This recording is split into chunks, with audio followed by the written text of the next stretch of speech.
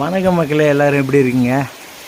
எங்கள் ஊரில் பார்த்தீங்கன்னா சரியான மழை வந்துன்னுக்குதுங்க. இப்போது எந்த அளவுக்கு வருது பாருங்க.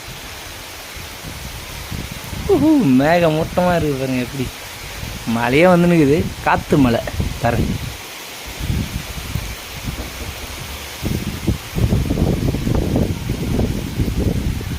மழை பெய்யுறது உங்களுக்கு தெரியுதா இல்லையான்னு தெரியல, ஆனால் சரியான மழைங்க.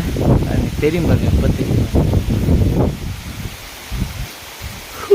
அல்டிமேட்டாக இருக்குது.